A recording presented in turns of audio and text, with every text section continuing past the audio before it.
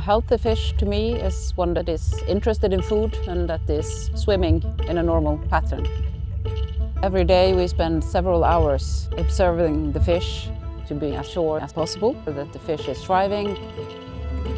During a routine test, we discovered a bacterium called Branchiomonas. Where did it come from? How did this happen, and how can we get rid of it?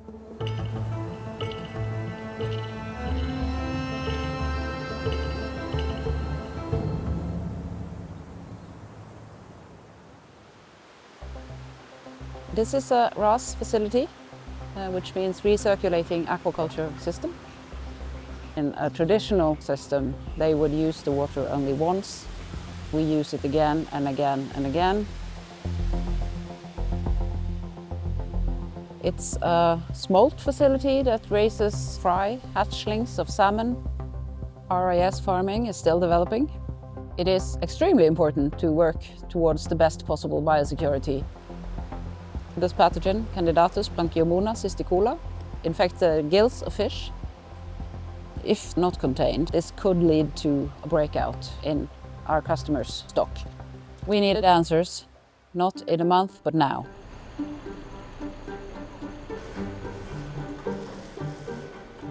I'm a senior researcher at Norwegian Veterinary Institute here in Norway. Through the European Partnership of Animal Health and Welfare, we collaborate with national and international researchers. We support authorities with research independent of the industry.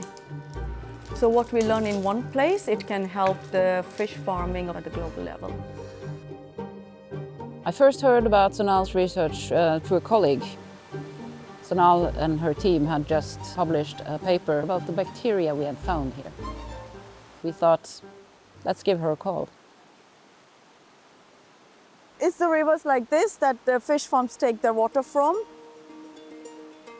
So Branchiomonas is a bacterium that can affect the fish's ability to breathe and take up oxygen from the water. My research is showing that fallowing, keeping the system dry for a few days, can remove Branchiomonas from the system. Fallowing is one of the simplest measures that the industry can take, because if you're using chemicals or other measures, it can also be very costly. This was a great chance to test our theory in a complex facility. The fish were going to be removed, so we had to act really fast.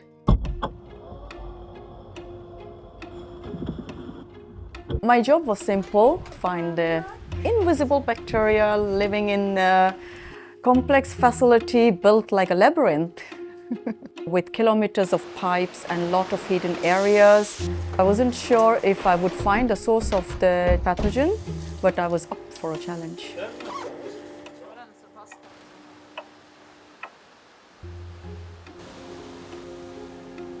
The first thing I did was to go through the whole facility along with the operation managers to figure out what can I rule out and where are the potential causes.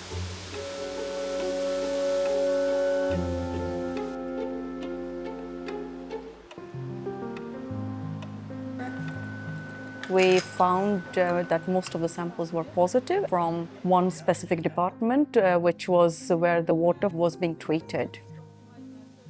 Sonal proposed to do a disinfection of all the surfaces that we could reach and then dry out the system and leave it standing dry for several weeks.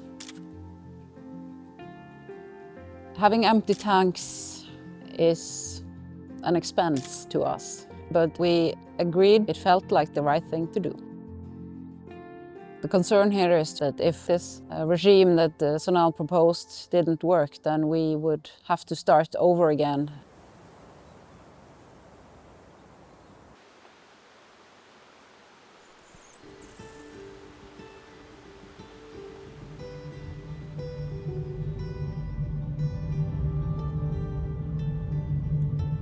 We were so happy to see the fish back in the tanks. The place felt alive again. Just after the fallowing period, the bacteria was gone. The results showed that all the samples were negative, so this gave us really good hope. But when you start the water circulation, maybe those hidden bacteria could come back.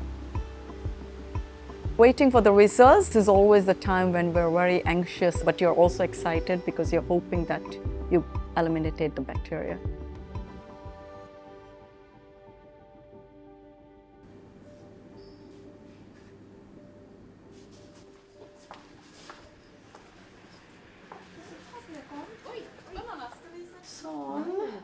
Ja, og den er grønn. Alle fiskene var negative. Det var deilig. Kjempebra.